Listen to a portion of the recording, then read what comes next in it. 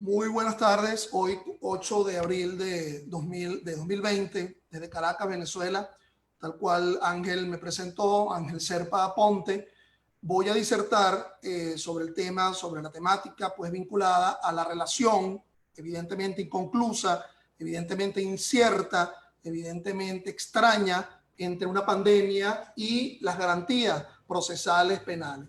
Es decir, la relación entre pandemia y el derecho puede ir en diferentes ámbitos, ¿no? Puede ir en el ámbito de lo laboral, puede ir en el ámbito del derecho civil, puede ir inclusive hasta en el ámbito de la filosofía del derecho. Pero me voy a concretar exclusivamente en lo atinente a las garantías procesales penales.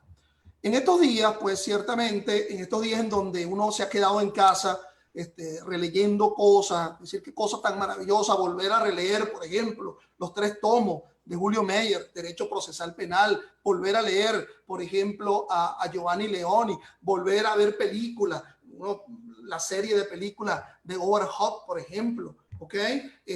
La serie de películas sobre Alfred Hitchcock, etcétera. En estos días me topo yo precisamente con una película muy vieja, del año 1957. Una película muy vista quizás por muchos de ustedes, pues. Una película dirigida por este gran director inglés, David Lean, ¿verdad? Llamado El puente sobre el río Wye. Y se da una conversación entre los protagonistas de la película que se da frente a lo que ustedes ven en la pantalla. Dice un tropa, William Holden, le pregunta a su comandante, pues que interpretado por Alec Guinness, intenta seguir la ley al pie de la letra a cualquier costo. Y le responde el jefe, sin ley, comandante, no existe la civilización. Ese es mi punto, justamente. Aquí no existe ninguna civilización. A mí me pareció interesante, ¿verdad? Ese componente, esa letra de la película, por las circunstancias en las cuales estamos viviendo en la relación entre pandemia y sociedad. Una relación que evidentemente nos va a traer, obviamente, un desencuentro a partir de muchos tipos de relacionamiento. Ya no volverá, ¿verdad?, a ser lo mismo el amor, ya no volverá a ser lo mismo, por lo menos en el tiempo en donde nos estamos ubicando. Es decir, desde hace 3 semanas nos encontramos presentes en una relación de cuarentena, en una relación francamente virtual. Y yo creo que en cabeza de cada uno de nosotros se encuentra esta disyuntiva que está en cada uno de nosotros. Yo la denomino acá entre la división entre las llamadas posiciones pesimistas, apocalípticas, finalistas de lo que va a pasar versus una concepción un tanto más optimista de lo que pudiera pasar. En primer lugar, dentro de esa noción pesimista, apocalíptica, finalística del asunto, es que esto es el fin de todo. Es decir, si es el fin de todo, será el fin de la sociedad y por lo tanto será el fin del derecho como una hechura de la propia sociedad. Por lo tanto, la llamada prescindibilidad, no solamente de la sociedad como tal, sino del propio derecho. Bajo esa fórmula, alguien dice, bueno, es que al final del camino todos seremos contagiados, bien sea por un contagio propio o bien sea por la vacuna. De alguna u otra forma seremos contagiados. Claro, con la mala noticia de que aún no hay vacuna. Entonces, algunos dirán, bueno, es que ni siquiera está la vacuna del HIV. Ayer le escuchábamos al presidente de Colombia, Duque, la pandemia se acaba cuando se encuentre la vacuna. Es una afirmación objetivizable, pues.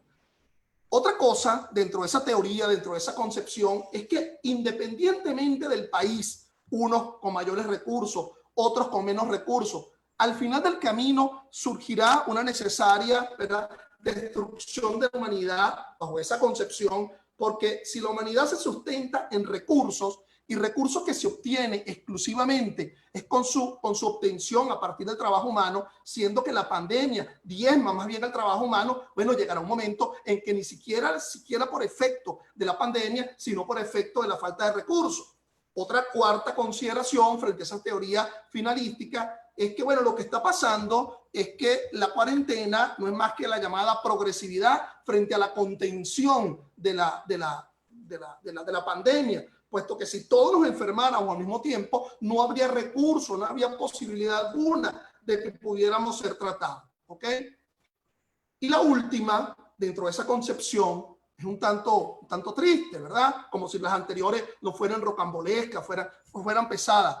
Es que no hay a este momento, a esta hora, 4 de la tarde, 8 de Venezuela, del 8 de abril del año 2020, no existe una realidad científica, no existe la constatación conclusiva de que el que ha sobrevivido de la pandemia ya ostenta inmunidad. No hay manera de que ello haya sido determinado. Pero en esta noción tan negra del asunto hay una noción un tanto optimista, ¿verdad? Que sería la llamada contrapartida del asunto de la pandemia. Bueno, esa contrapartida se basa sobre la base de objetivizaciones. Por ejemplo, en la primera semana de abril ha disminuido un tanto la cifra en España, Italia y sobre todo en China, pero ya vimos como un repunte en Italia y en España a partir del día de hoy.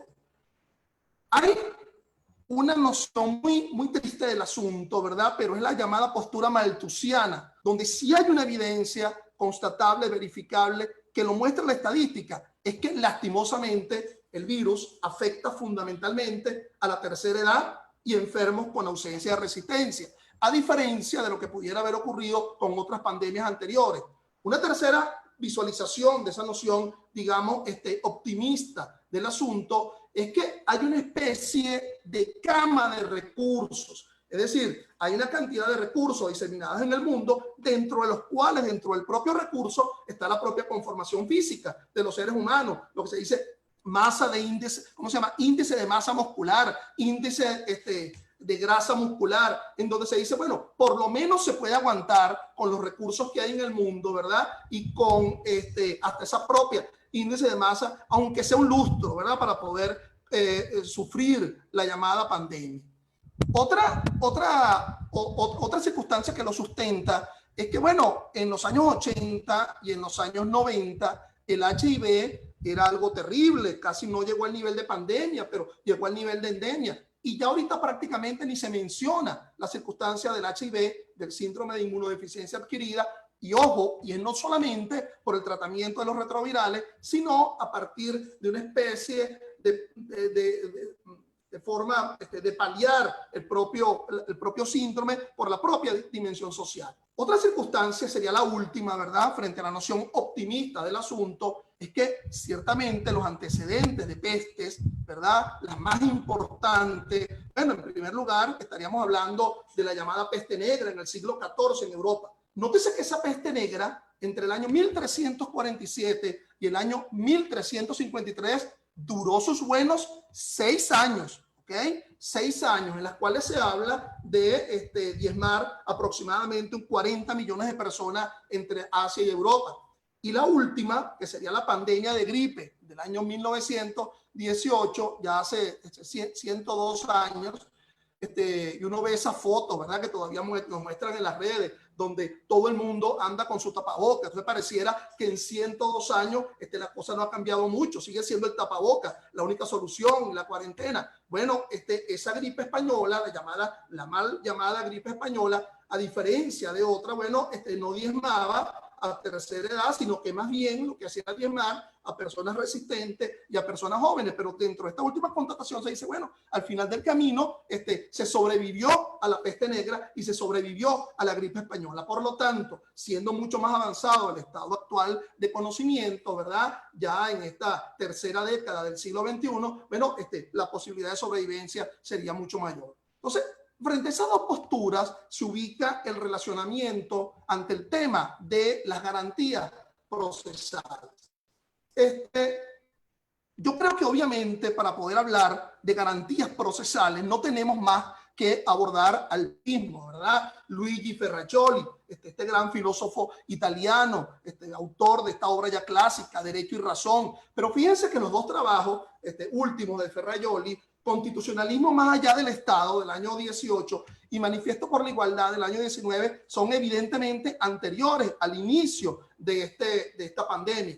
Es interesante que ya hace menos de una semana, hace 1 o 2 semanas, en marzo de 2020, una entrevista que se le hizo a Ferrajoli en el diario El País de España, Y él decía, bueno, que la solución frente a todo esto, evidenciándose el tema del coronavirus, es la llamada constitución de la Tierra, es decir, la ida hacia un constitucionalismo planetario, en donde el tema de las garantías fundamentales, de las garantías esenciales, ya no estuviesen solamente enclavados dentro de una frontera, es decir, dentro de una noción amplia del asunto. Tal es así que el tema de la pandemia parece que en algún momento borraría el tema de la frontera, borraría el tema de la jurisdicción, porque es tanto el nivel de la interrelación, de la posibilidad de la transmisión entre país y país, en donde estos conceptos de alguna forma pudieran ser menoscabados. Nótese que como antecedente tenemos que la constitución de la Corte Penal Internacional, la CPI, ¿verdad? En los años 90, se evidencia fundamentalmente como filosofía en que no debemos ver el tema del derecho penal exclusivamente violando derechos de personas en específico, sino la llamada violación del género humano, es decir, la afrenta frente al género humano en un sentido global. Otro autor que me pareció importante citarla, porque es realmente de hoy, pues es que el nivel de información que se está manejando en este momento con respecto a la pandemia y sus relaciones, bueno, es algo abismal, es algo que se alimenta cada minuto. Yo no sé cómo nos aguanta, ¿verdad? ¿Cómo nos aguanta la batería de la computadora para soportar tanto nivel de información? Bueno, este autor catalán, Jordi, ¿verdad? De la Universidad de Barcelona, un autor interesante que muchos respetamos, y el doctor Nieva, en un artículo que fue publicado en la revista, hoy mismo fue publicado en la revista catalana de Derecho, La Libertad en tiempos de la pandemia. Nos hace una serie de consideraciones que a mí me parece importante, inclusive hasta ahí está, ¿verdad? ¿Cómo se llama? La ubicación. De todas formas, si alguien tiene algún interés, yo puedo enviarle las láminas donde se encuentra este material. Por favor, mi correo es acerpaponte@yahoo.es. Entonces, nos dice Nieva, pareciera que en situaciones que se consideran justificadas en algunos contextos, la vida humana no importa. Con motivo del COVID nos encontramos en uno de esos momentos de dilemas. La geolocalización de toda la población para observar si están cumpliendo confinamiento, imponer multas o incluso sanciones penales. No existe un derecho a infectar y en cambio sí existe un derecho a la vida, y cualquiera de estas medidas, por extremas que sea, nos dice nada menos Jordi Fenol, quien precisamente un adalid en el tema de las garantías procesales, sería aceptable.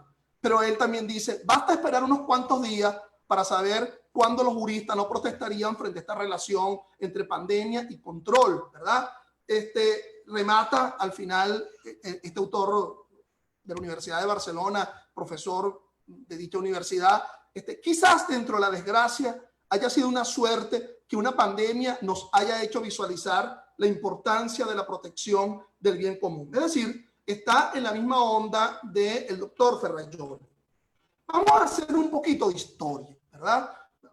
Vamos a ver un poquito el primer antecedente. Como yo le decía, en el siglo XIV, pues, se ubicaba la llamada peste negra, ¿ok? Que, bueno, realmente indicar una causa, ¿verdad? Ya la literatura indica muchas, iguales que las actuales. Realmente yo les invito la lectura de este libro que está allí en pantalla, de Ole Benedicto, La peste negra, 1346, pero se dice que diezmó un 25 millones de muertos en el ámbito entre Europa y Asia. Recuerdo, entre otras cosas, ¿verdad? El llamado Boccaccio, ¿verdad? El llamado de Camerón, escrito por Boccaccio, Petrarca, el poeta Petrarca, refiriéndose a la muerte de su joven amada. Yo luché en mi juventud con una intensa pero constante y pura unión, y habría luchado mucho más tiempo si esa llama no hubiera sido extinguida por la muerte prematura y amarga. Uno dirá, ¿qué relación hubo entre esa primera pandemia con respecto a las garantías procesales? Miren, muchos autores entre ellos Valiente, Tomás y Valiente, en la tortura judicial en España, y también lo reseña el autor que les mencionaba hasta hace poco, que he estado leyendo en estos días, releyendo en estos días, Julio Meyer, con su primer tomo de Derecho Procesal Penal vinculado a las garantías procesales, donde Julio Meyer hace un excelente análisis histórico de la ubicación, del pase del sistema acusatorio, del sistema inquisitivo. Nada menos y nada más que esa pandemia que se ubicó, ¿verdad?, en el siglo XIV, condujo a que se redujese de alguna forma las llamadas ordalías, que eran las torturas para la obtención de la verdad en el proceso. Y fíjense que la relación planteada por estos autores es sencillo. Bueno, la cercanía entre torturador y torturado, la cercanía, más bien eso lo que iba a conducir era a la contaminación, al contagio, ¿verdad? Ustedes recordarán que para la obtención de la verdad se buscaban las ordalías, el suplicio, el juicio de Dios, la ordalía del fuego, las ordalías del agua, aquel, por ejemplo, primer código, el código de 1535, la Constitutio Criminalis Carolina, se decía la duración de una tortura para obtener la verdad no podría ser igual a la duración de una oración, es decir, no podría sustituir a la duración de una oración. De una oración, evidentemente se estaba refiriendo a un rezo. De allí unos cuantos siglos vamos al antecedente ya más inmediato, que es la llamada pandemia de gripe del año 1918. En realidad, de alguna forma mal llamada, ¿verdad?, gripe española. Después se ha venido ubicando por qué se dice así. Hay dos hipótesis al respecto, y yo los invito a que lean el libro de esta autora venezolana Dora Dávila, publicada por la Universidad Católica Andrés Bello, que se llama Caracas y la gripe española de 1918. Epidemias y política sanitaria. Un libro bien interesante, bien importante, que inclusive el poder público venezolano debería leerlo, ¿verdad?, para saber de alguna forma cómo combatió Juan Vicente Gómez durante esos años del 1918 la llamada pandemia. Entonces, fue una influencia, fue un virus, como una gripe derivado de la influencia A. Se dice que por primera vez se ubicó, ¿verdad?, en Kansas, Estados Unidos. Muchos dan la ubicación a partir de la llamada emigración china, asiática, para trabajar en los campos, en las minas de oro. Pero también se habla, ¿verdad?, de que en una investigación del año 2014, que esto se encontraron cepas de origen madrileño. Imagínense ustedes que hubo muchas personas enfermas, muchas. Esto diezmó a 45, 50 millones según la literatura. Este autor, ¿verdad?, el autor noruego, Edvard Munch, el famoso autor del Grito, otro pintor venezolano, Reverón, ¿verdad? No es que murió por la gripe española, sino que sufrió y entonces fue a temperar a Macuto, y desde aquel momento se ubicó en Macuto. Bueno, y entre gente que murió, terminó muriendo, bueno, nada menos que el presidente de Brasil de aquel entonces, Rodríguez Alba, el poeta Apollinaire, el primer ministro surafricano, la madre de ¿cómo se llama?, el empresario de las comunicaciones, William Randolph Hearst, el sociólogo alemán Max Weber. En Venezuela, esta gripe española se dice que llegó por La Guaira, ¿verdad? En este libro que le mencionaba, bueno, más o menos lo que se está viviendo en este momento es lo que ocurrió. Bueno, colapsaron teléfonos, telégrafos, tranvías, se cerraron cines y teatros, hubo prohibición de reuniones. Se dice que por día, en 2 meses, es decir, desde octubre del año 1918 hasta noviembre, diciembre del año 1919, solamente en Caracas se registraban 100 muertes por día, 50 muertes por día en Maracaibo. Recordemos el llamamiento que hizo Luis Racetti, José Gregorio Hernández, las autoridades, el propio hijo del presidente en Maracay, Alí Gómez, murió, y se dice que Juan Vicente Gómez no lo visitó siquiera por temor a contagiarse. Bueno, el presidente que sustituyó a Juan Vicente Gómez, Eleazar López Contreras, sufrió, pero al final sobrevivió. Y fíjate que sobrevivió durante mucho tiempo. Murió casi de 70, 80 años de edad a la pandemia. Bueno, en total se dice que en Caracas, en Venezuela, hubo 80.000 muertos de una población de 3 millones de habitantes en Venezuela, y aún hubo casos aislados en el año 1920.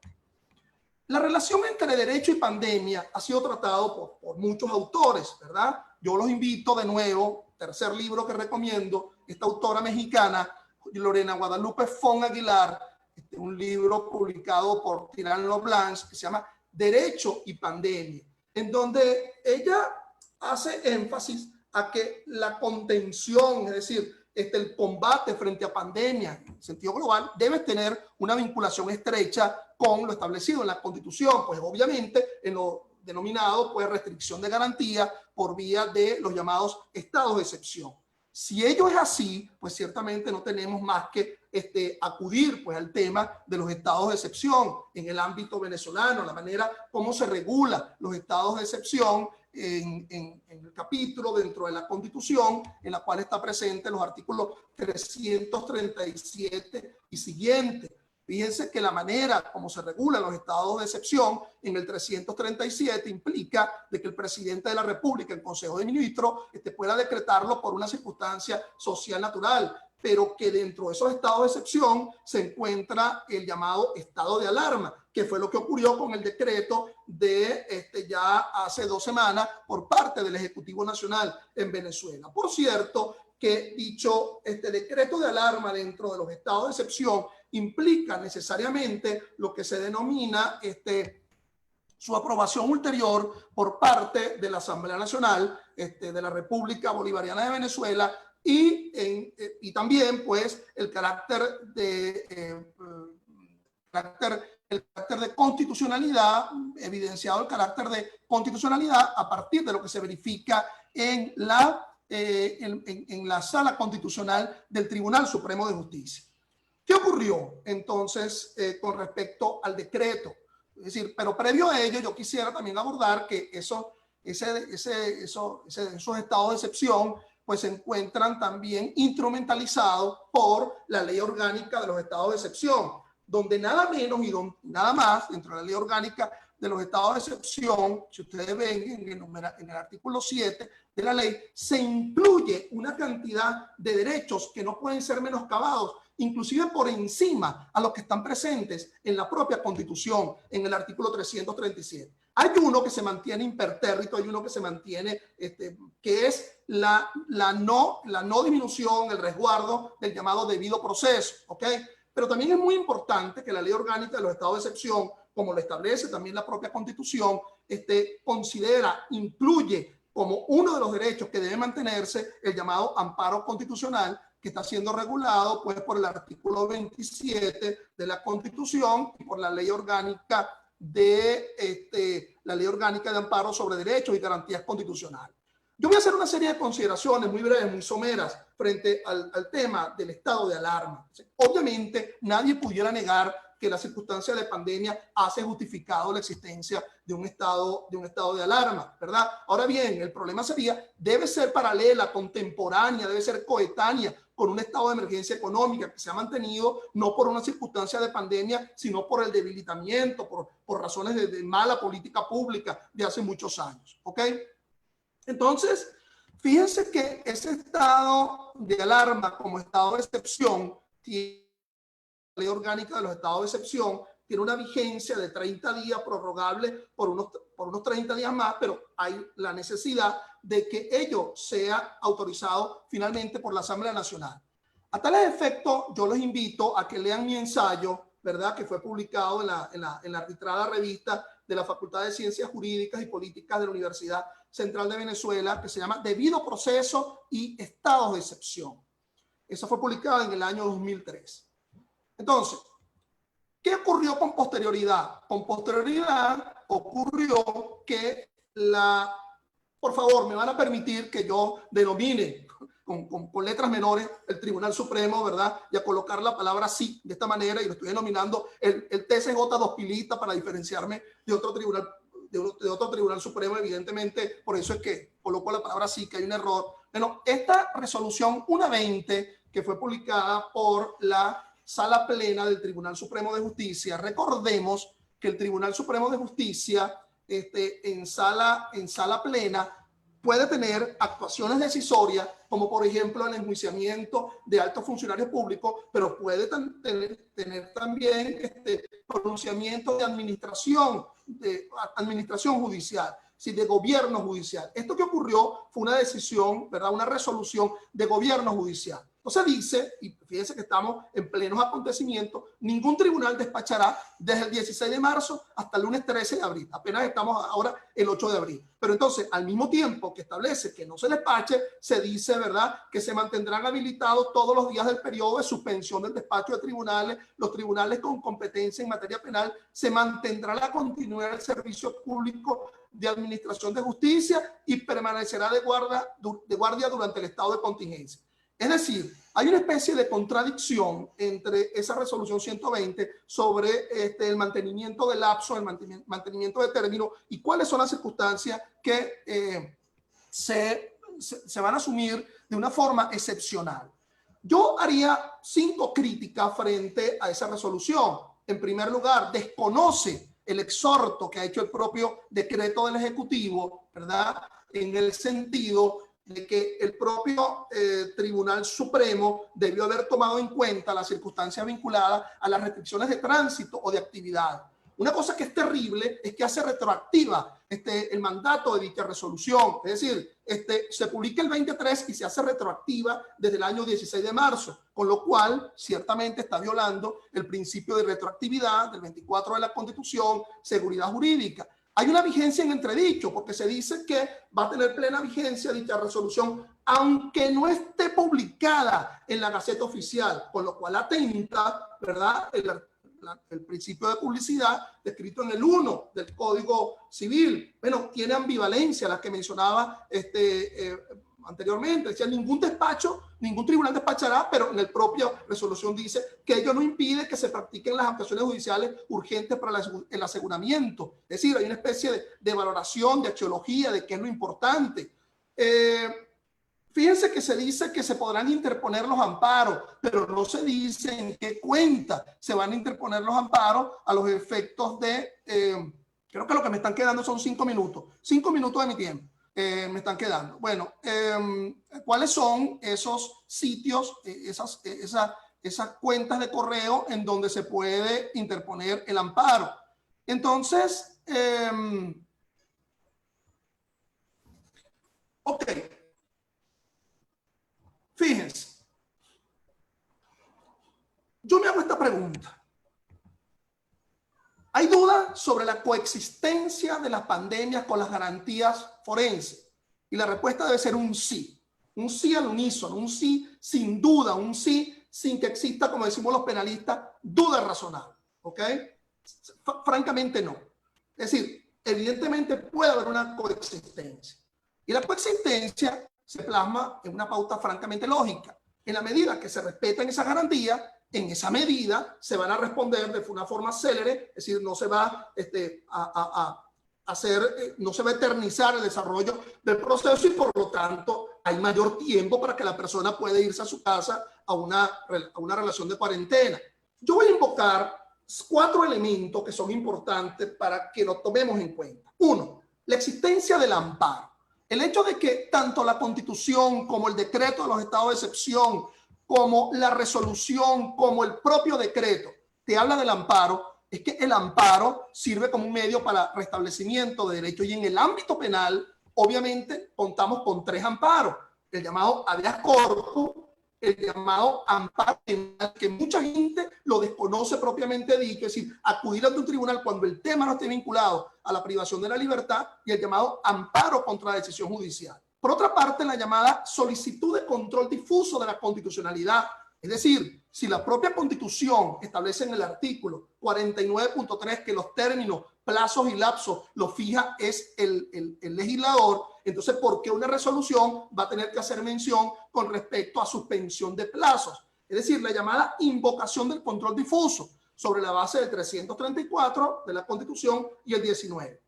Hay un pequeño detalle, hay una vieja sentencia, que fue una sentencia en donde se le solicitó a la Sala Constitucional la interpretación del artículo del artículo 29 de la Constitución, que era sobre el enjuiciamiento de los delitos de lesa humanidad. Y entonces la Sala Constitucional, en la 3167 del año 02, interpretó el artículo 29 y dijo que el principio de oportunidad estaba en cabeza, era del procesado. Evidentemente fue un dislate, porque si uno revisa el 38, el 37, el 38 del Código Orgánico, uno ve que el principio de oportunidad está en cabeza del fiscal. Pero si se le permite al propio procesado invocar el llamado principio de oportunidad, entonces ¿por qué no hacerlo frente a los llamados delitos de bagatela, de poca monta, de poca significación? Finalmente, con respecto a este tema de darle una respuesta al tema de la violación de las garantías, bueno, está el famoso parágrafo primero del artículo 237 del COP frente al tema de la libertad, que es un tema que ciertamente convoca frente al procesamiento de causa en una circunstancia de pandemia. Es decir, el mandato que está allí en el parágrafo primero del 237 es un mandato frente al fiscal, no es un mandato frente al juez. El juez tiene que verificar el llamado principio de progresividad, es decir,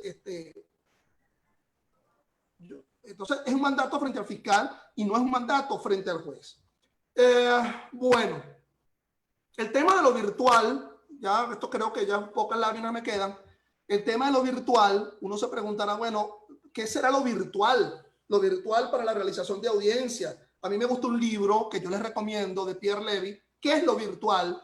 Publicado por Paido. Entonces, donde se dice que, bueno, lo virtual sería convertir en otro, una especie de heterorrogenesis. Entonces, por lo cual uno se preguntará frente a audiencias virtuales, ¿es que se están realizando por vía de la computadora o es que solamente se supone que se realice? Fírmame esto allí. Fíjate que esto no es nuevo. En Venezuela las resoluciones no lo indican, ni el decreto, pero ya en el año 2014 ya el Tribunal Supremo había permitido la realización de audiencias virtuales. Ahora bien, en el propio informe de Conatel que tengo allí dice, bueno, lo que pasa es que en Venezuela la disponibilidad de banda es terrible, solamente el 0,2% de la población supera una velocidad de conexión que supere a los 10 megas.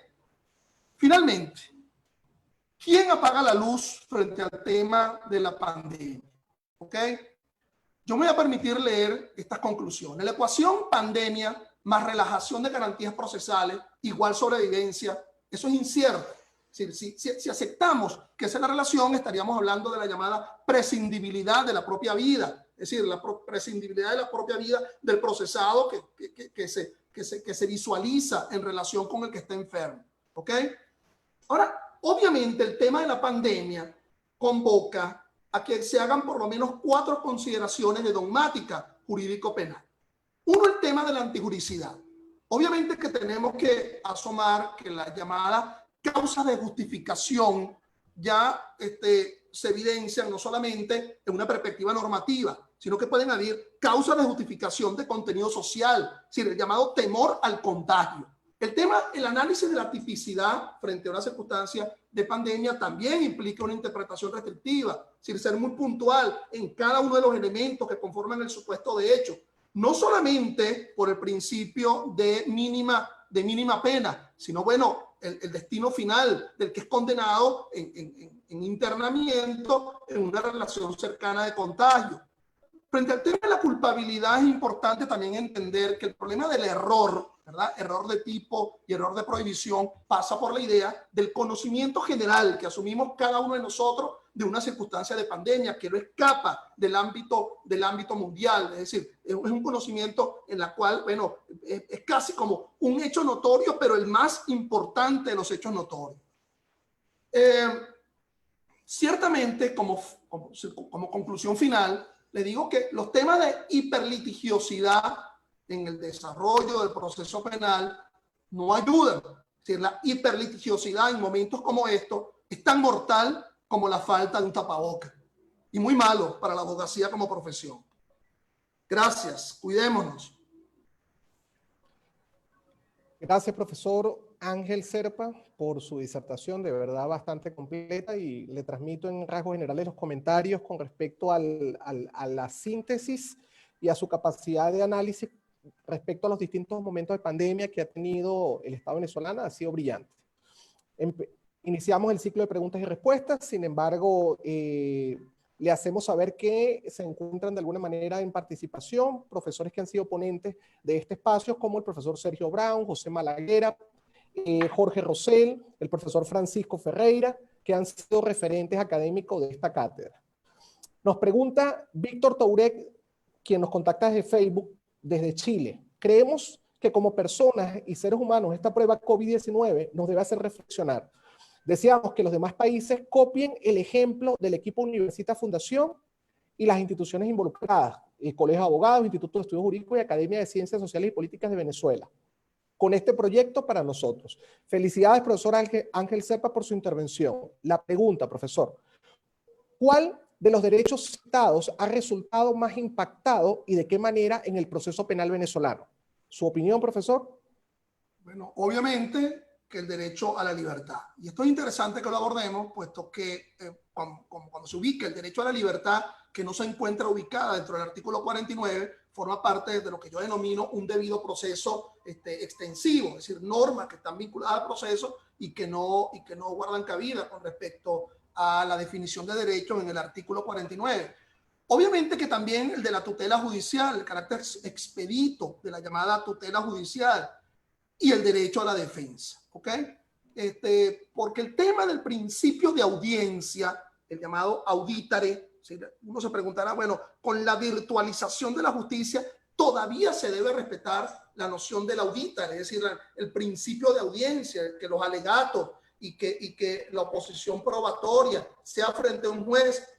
Obviamente que mucho más importante es una relación de inmediación que una relación de mediación en el alegato y en el ofrecimiento probatorio.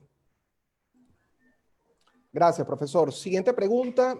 Álvaro Banfi, venezolano en Estados Unidos, indica lo siguiente. ¿Cree usted que el gobierno venezolano, en relación a las medidas relacionadas con la pandemia, ha respetado las garantías de libertad? ¿Su opinión, profesor? Bueno, no lo ha venido respetando con la pandemia y no lo ha venido respetando desde hace mucho tiempo. Es decir, no es solamente un tema de la pandemia ha venido más bien a empeorar esta circunstancia. Es decir, la existencia de presos políticos, la existencia de una dimensión de retardo en el desarrollo de audiencia. No es solamente un tema que está vinculado a la pandemia. Ahora, evidentemente, esto se va a retrasar con mucha más razón. La existencia de tribunales de guardia, en el sentido de que esos tribunales de guardia deben realizar la llamada audiencia de imputación, pero al mismo tiempo la audiencia preliminar, ello conduce a que, bueno, los jueces de control, francamente, deben respetar los principios de interpretación restrictiva, de progresividad de los derechos fundamentales. Obviamente que este es un tema que afecta ya no solamente el desarrollo de una sociedad como tal, sino hasta la propia esencia humana. Gracias, profesor. Siguiente pregunta, Vanessa Gómez desde México. Indica lo siguiente, profesor Ángel Serpa Aponte, excelente ponencia y luchador por el derecho penal venezolano.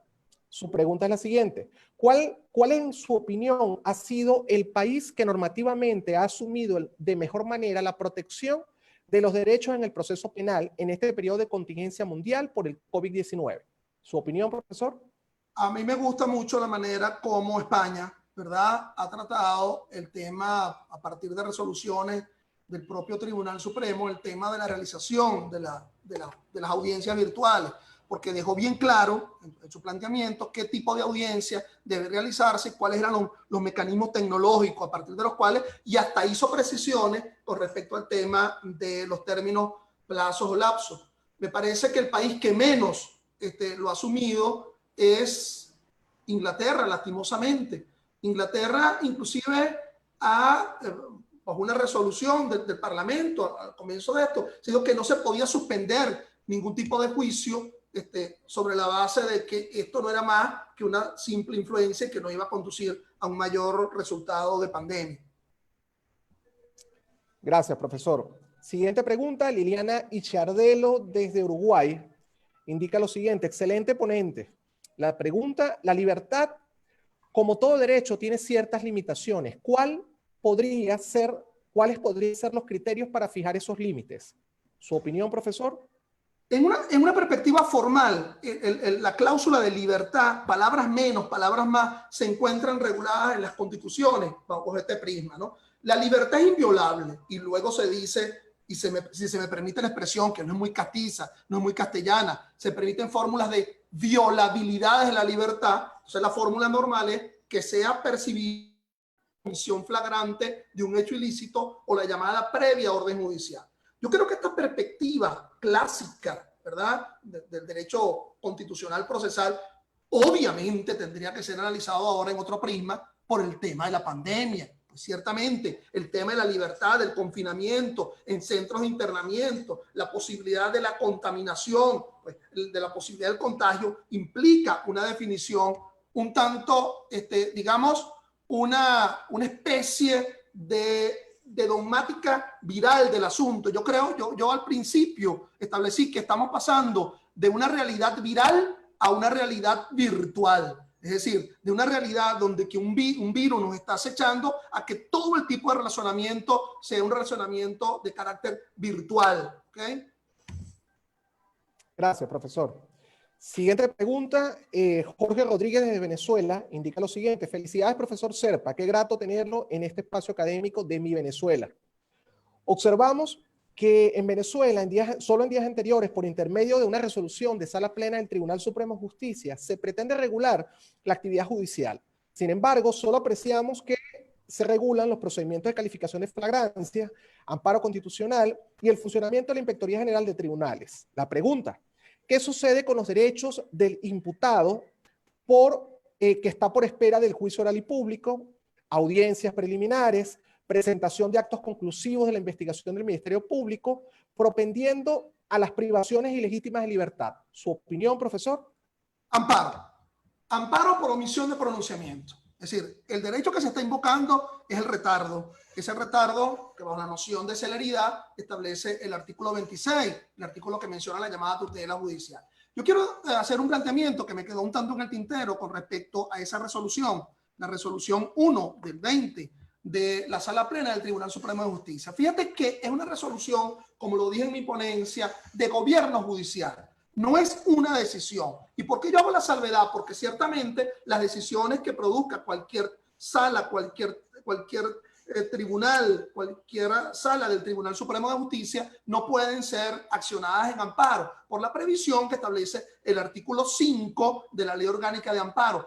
Pero esto no es más que una actuación de gobierno, no es una decisión, es una actuación de gobierno judicial, por lo cual perfectamente esa resolución puede ser atacada por el llamado amparo contra alto funcionario público establecido en el artículo 8 de la Ley Orgánica de Amparo. Ustedes me dirán, pero ¿cómo se va a interponer amparo si la Sala Constitucional, que sería la que va a conocer el amparo, integraba la Sala Plena del Tribunal Supremo de Justicia? Bueno, ha pasado que en el caso de la llamada revisión de decisiones de la Sala Plena en el enjuiciamiento de alto funcionario público, se han inhibido los magistrados de la Sala Constitucional para poder resolver ese amparo o la solicitud de revisión. Ustedes dirán, bueno, pero esto es una actitud suya, profesor, media naif, medio ingenua, y yo te respondería, el peor mandado es el que no se hace, que por lo menos intentar ese amparo contra altos funcionarios frente a esa resolución tan contradictoria. Gracias, profesor. Siguiente pregunta. Ángel Garay desde Argentina nos indica lo siguiente: ¿hasta dónde tiene potestad el Estado de imponer medidas sanitarias sobre el cuerpo de las personas? Por ejemplo, la obligación de vacunarse. ¿Su opinión, profesor? Bueno, las cláusulas constitucionales obligan la llamada protección del derecho a la vida, la protección de la integridad personal, ya aquel concepto de que si la vida nos pertenece o que si la vida le pertenece a su propio titular o el propio Estado debe asumir el respeto a la vida. Bueno, tiene la llamada protección, el tema es decir, la manera como ha sido regulado esto es que siempre que no afecte el pudor, que siempre que no sea bajo la práctica de tortura, bueno, el Estado tiene la posibilidad del llamado, de la curación, porque no existe el llamado derecho al contagio. Nadie puede decir, yo tengo el derecho de contagiar a otro. Es decir, si asumimos la relación entre todo tipo de relación jurídica, se estructura la idea de alguien que es un titular de derecho y que frente a sí se encuentra alguien que asume una obligación o deber, bueno, nadie podría argumentar la existencia de un derecho a contagiar a otro. Gracias, profesor. Siguiente interrogante. Nos indica el amigo Luis. Excelente, doctor. Su ponencia desde Venezuela. Si el lapso de 30 días, me imagino,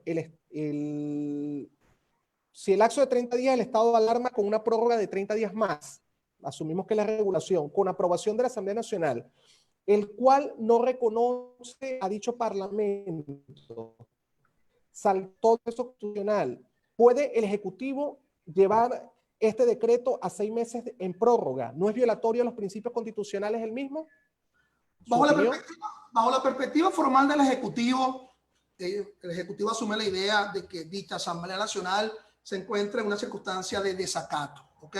Por cierto que inclusive desde enero de este año que se instala una nueva directiva, ¿verdad? Y ni siquiera a partir de ese momento se ha permitido solventar, que es una decisión judicial, el tema del desacato. Yo creo que para bien o para mal, debería dicho propio Tribunal Supremo, que dictó esa resolución, ya de una buena vez decidir el tema del desacato para habilitar o no a la Asamblea Nacional a que cohabite, a que pueda de alguna forma interrelacionarse con el Ejecutivo frente a circunstancias de pandemia como la que estamos viviendo. Gracias, profesor. Siguiente pregunta rápidamente. José Daniel Linares, entiendo que ha sido alumno suyo de pregrado y posgrado.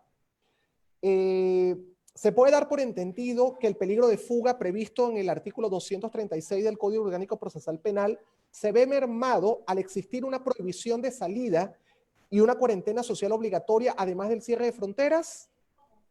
¿Su opinión, profesor?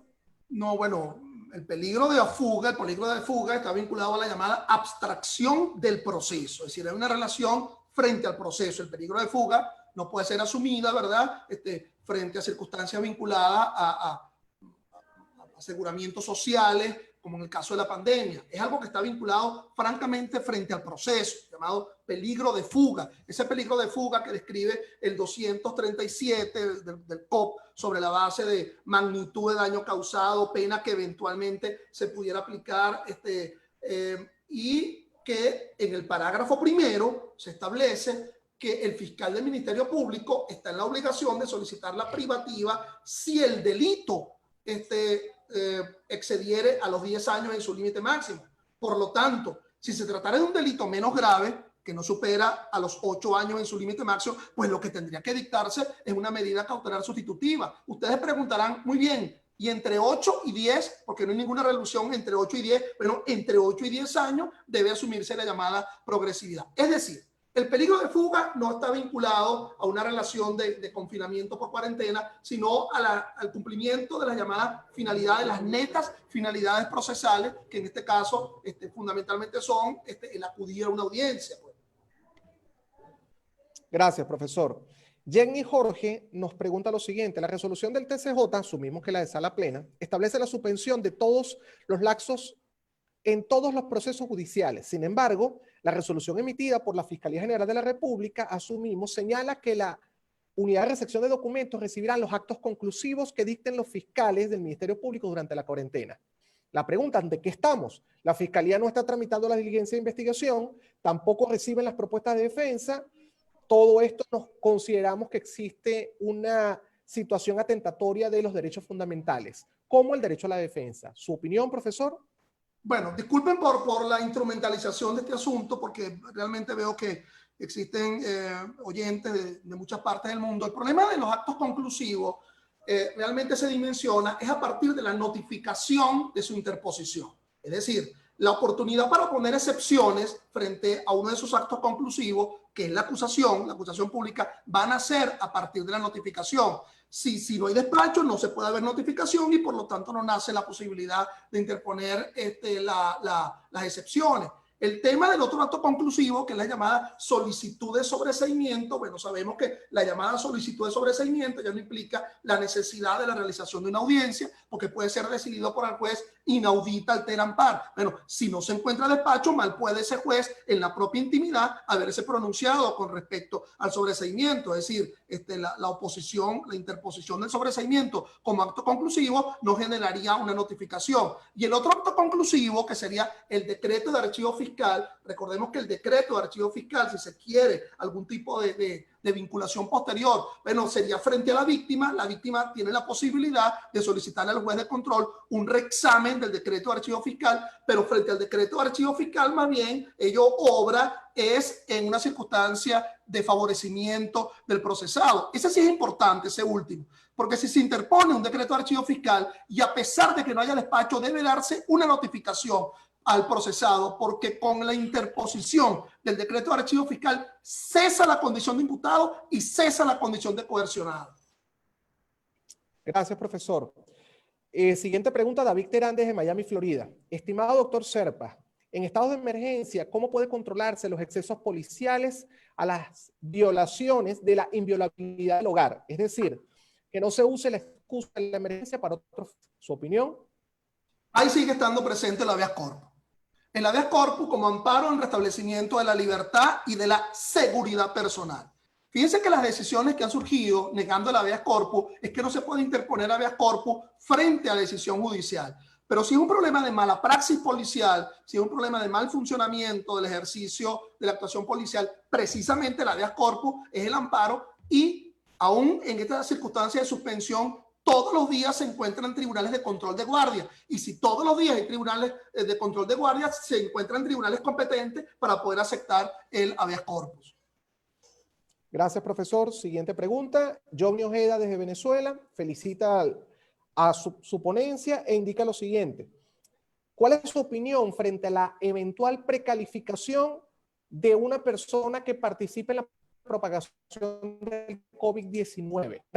De que pudiese manejarse figuras como bioterrorismo o homicidio a dolo eventual. ¿Su opinión, profesor? Caramba, esa es la lámina que me dejó, que se quedó fuera del aparato, ¿verdad? Esa es la lámina que la prisa me dejó fuera del aparato, sobre la cual ni siquiera pudimos hablar. Pero creo que todavía, entiendo que todavía la lámina, ustedes pueden visualizarla, ¿no? Ángel, dime sí, si profesor. se puede visualizar. Todavía sí, se puede profesor. visualizar. Bueno, fíjense lo siguiente. Esta es una pregunta, pues, francamente obligada. Pues, el tema de yo lo planteo aquí, el contagiar como delito. ¿Okay? El contagiar como delito.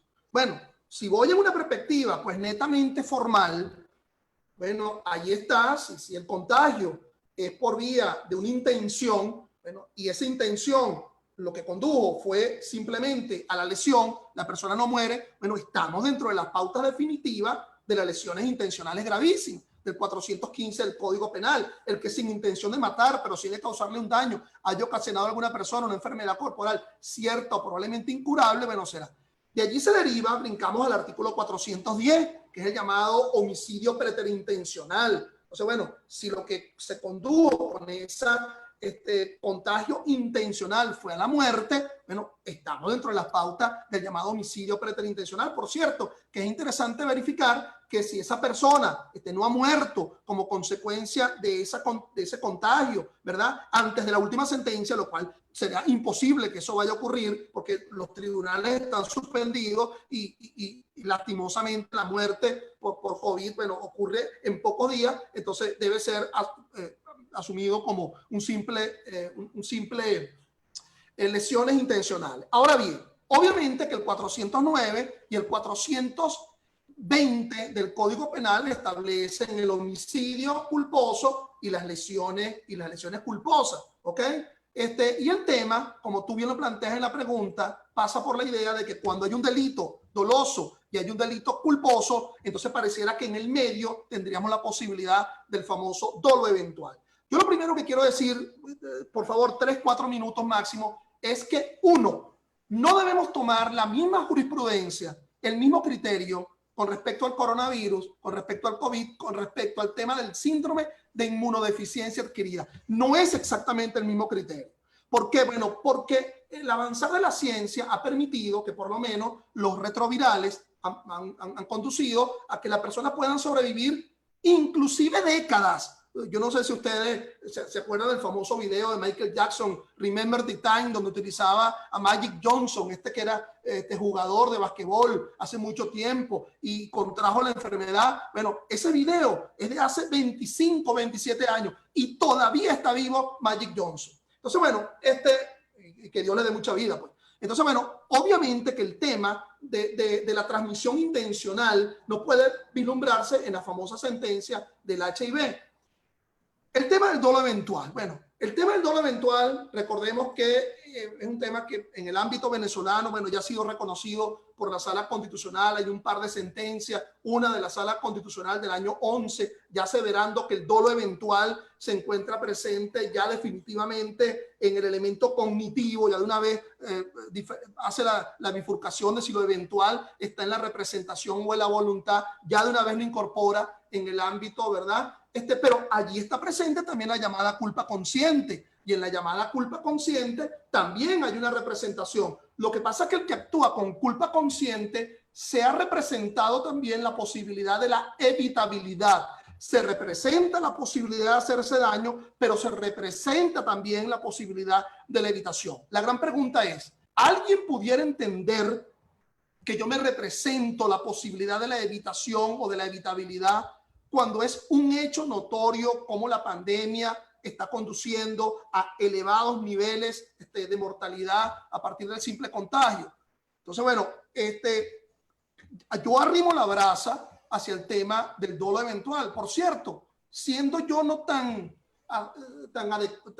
conforme con ese dolo eventual, yo medio fui el padre de la criatura, porque yo como magistrado en la Corte de Apelaciones de Caracas, en el año 2010 dicté una decisión en donde condené a alguien en homicidio culposo. Eso fue recurrido ante la Sala de Casación Penal del Tribunal Supremo de Justicia, y la Sala de Casación Penal en aquel momento me revocó el fallo. Bueno, perfecto que me revocó el fallo, con el voto salvado de nuestro homenajeado, el doctor Jorge Rosell, que no estuvo de acuerdo y que estuvo de acuerdo a mi criterio, y la Sala de Casación Penal dijo esto: mira lo que estoy haciendo, cruzando los brazos. Es decir, que quien actúa con dolo eventual está actuando con culpa y con dolo al mismo tiempo, lo cual es una verdadera locura. Es como una unión de vinagre pero ese no es el criterio que mantiene actualmente la Sala Constitucional. Gracias, profesor. Siguiente pregunta. Ariluz Romero indica lo siguiente: felicita por su ponencia. ¿En qué estatus quedarían los imputados que tienen una medida cautelar sustitutiva de la libertad con relación al régimen de presentación, el cual sería de imposible cumplimiento por la situación actual? Su opinión, profesor.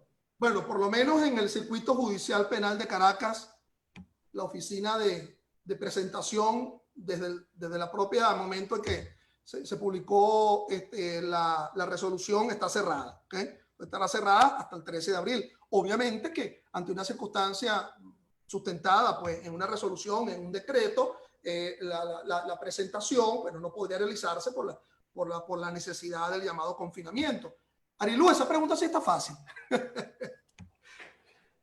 Gracias, profesor. Siguiente pregunta. Erika Maraver indica lo siguiente: la pandemia es una situación sobrevenida que tiene bastante rato y que sencillamente no hemos abordado seriamente. Por ejemplo, el traslado de los procesados.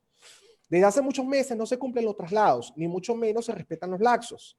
La pregunta que nos hace la amiga Erika es la siguiente: ¿cómo hacemos para concientizar al gremio de abogados y a nuestro Poder Judicial para que se respeten el debido proceso en este caso comentado?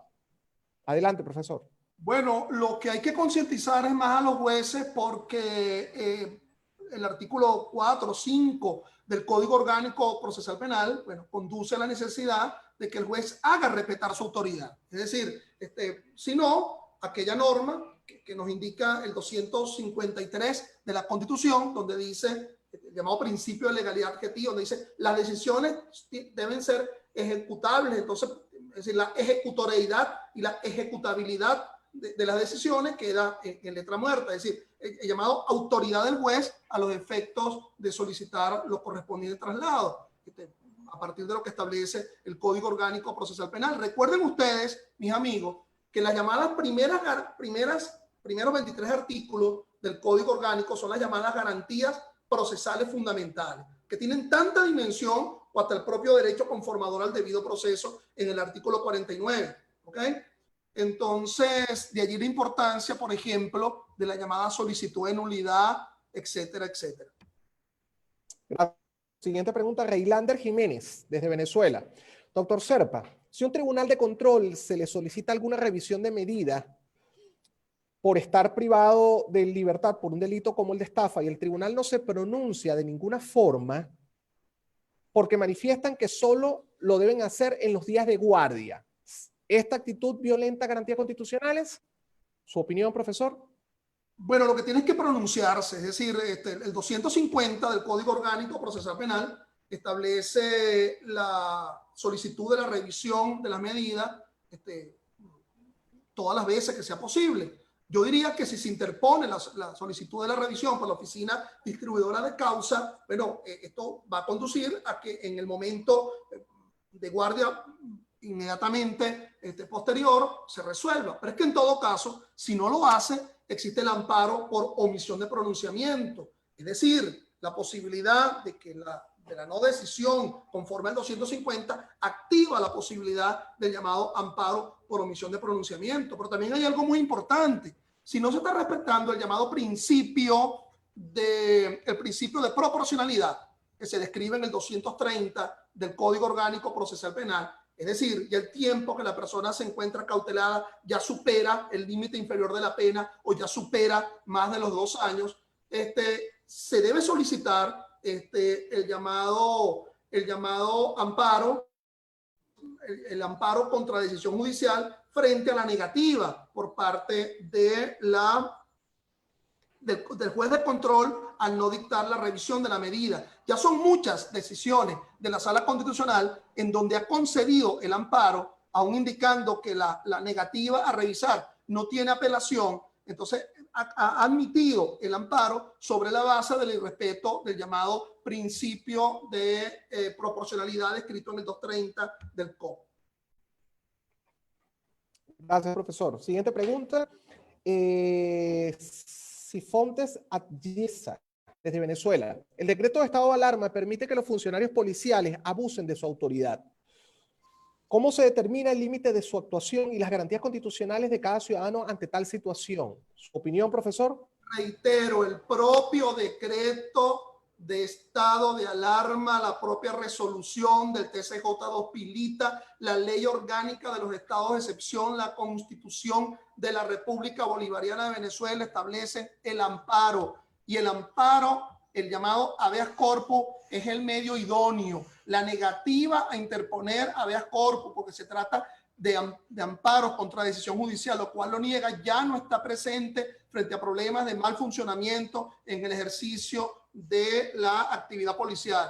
Por cierto, Ángel, disculpa, aquí me están diciendo, profesores, ¿por qué vino tan informal? Bueno, vine informal porque hoy es el día del Nazareno, hoy es el día, hoy estoy aquí confinado, ¿verdad? Hoy yo tenía que hacer promesa, bien sea en Santa Teresa o bien sea en el estado Apure, entre el Nazareno de Achagua. No encontré, ¿verdad? En mi guardarropa nada que fuese morado, que tenía que cumplir con la promesa del Nazareno, y así me vestí, pues. Y entonces, bueno, estando aquí, entonces, bueno, me vestí de esa manera. Gracias, profesor. Nos indica Edgar lo siguiente desde Venezuela. Excelente intervención, saludos desde Mérida. Una pregunta, doctor. ¿Qué opinión merece sobre la posibilidad de realizar audiencia de manera virtual? ¿Cree que atentaría contra el principio de mediación y el debido proceso? ¿Su opinión, profesor? Bueno, cuando comenzaron a realizarse audiencias probatorias en pleno tribunal de juicio, eso fue en 2014. Fíjate que hay gente que dice, eso fue criterio del Tribunal Supremo, pero no hay criterio, no es criterio. Es decir, no hay una decisión, no hay una resolución. Fue una nota de prensa. Cuando se instalaron las computadoras para poder realizar la recepción, fue una nota de prensa. Entonces uno se preguntará, bueno, ¿qué sirve de fuente de derecho? La resolución, una nota de prensa, la nota de prensa como fuente de derecho, es decir, solamente una decisión de administración judicial, de gobierno judicial, va a servir como fuente de derecho. Amigos, ciertamente el tema del distanciamiento entre quien va a apreciar una prueba y quien va a recibir un alegato con respecto a la fuente de emisión del alegato o el fuente de ofrecimiento por una prueba que no se asuma en una relación de inmediación, ciertamente va a asumir un resquebrajamiento de garantía. Eso es evidente. ¿Okay? El tema se lo plantea hasta un gran autor que yo lo recomiendo, Carlos Climent Durán, el mejor trabajo sobre la prueba penal en 2 tomos, este autor español, quien fue profesor y magistrado, Carlos Climent Durán, él hablaba inclusive de la llamada prueba del biombo, es decir, la posibilidad de que el procesado declarara frente a un biombo si se trataba de delitos contra la libertad sexual de menores. Entonces el tema de la doble victimización, el menor viendo a quien lo violó, ¿verdad? Y al mismo tiempo siendo doble victimizado. Entonces se dice, esto violenta garantía porque no hay una relación de cercanía, ¿no? Pero tú estás presente, estás escuchando. Pues ciertamente, ¿verdad? Una realización de audiencias virtuales va de alguna forma a asumir un menoscabo al tema de la inmediación.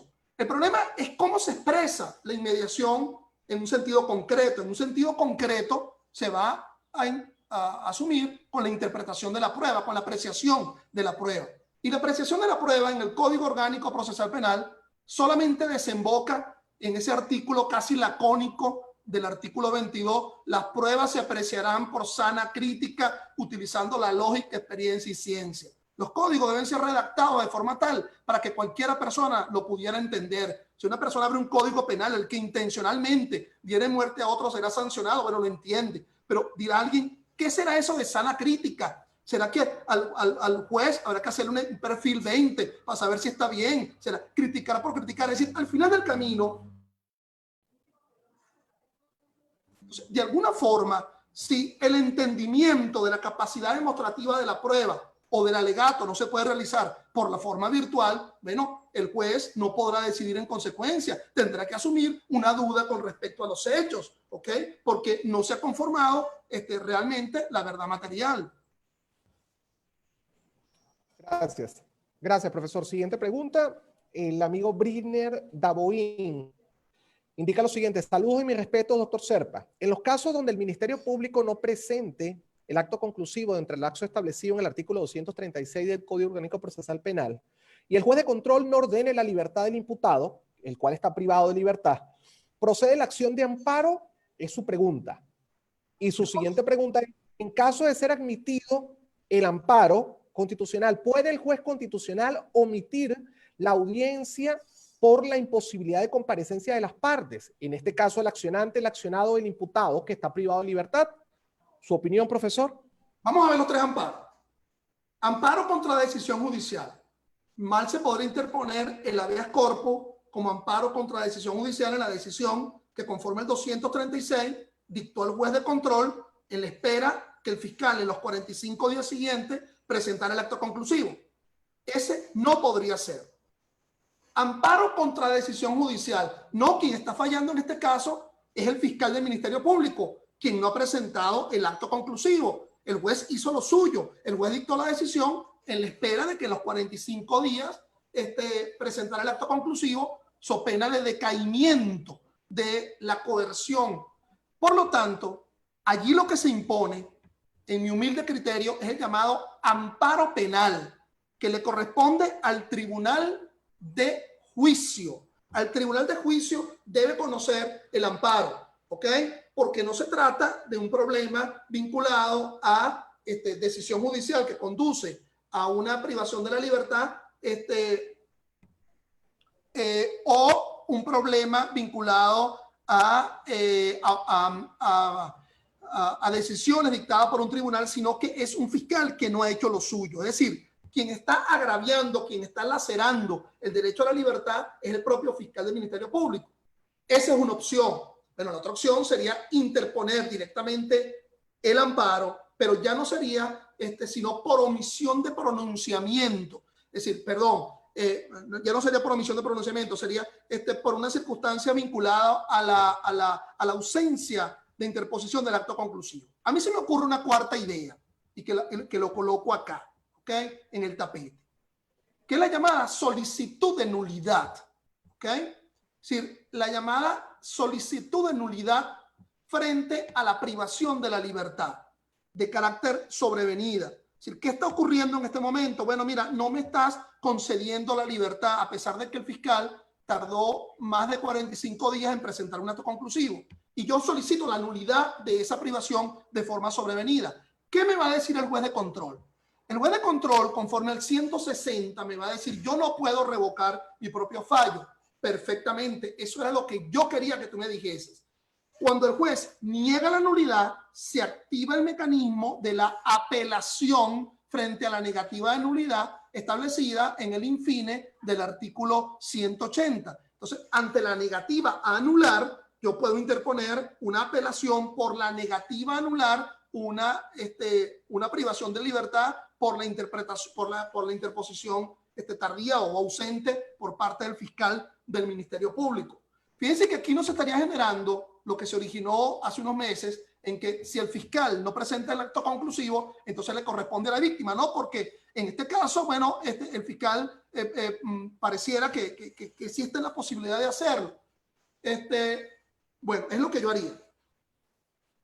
Gracias, profesor. Evidentemente son muchísimas las preguntas e inquietudes con ocasión a este proceso coyuntural del COVID, y más aún si lo estamos vinculando con áreas sensibles como las garantías fundamentales y constitucionales derivadas de un proceso penal. ¿Ok? Deseo hacer la última pregunta bajo el compromiso que el resto de las preguntas que nos quedan de alguna forma en la sala de espera podamos hacérselas llegar al profesor Serpa. De antemano, profesor, existe un compromiso que quisiera que fuese público. Ha sido reiterativo la solicitud de las láminas, ¿ok? Deseamos que usted nos pueda extender ese material para hacerlo llegar por intermedio del grupo Telegram. Última pregunta. Gracias por la invitación, Wilda Cordero, desde Venezuela. Gracias por la invitación. Mi respeto y admiración al profesor Serpa. En caso de los juicios en curso y faltando solamente el acto de las conclusiones, ¿se estaría violentando el debido proceso con esta resolución de sala plena? Si ya concluido la recepción probatoria, de forma definitiva, el problema de la inmediación, ¿verdad? No estaría vinculado a la percepción de la prueba. Es decir, hay un tema neto de... Es decir, entiendo la pregunta, es que ya se realizaron las conclusiones, ¿no? Y lo que falta es... Está en estado de conclusiones, profesor. Está en estado no se han materializado.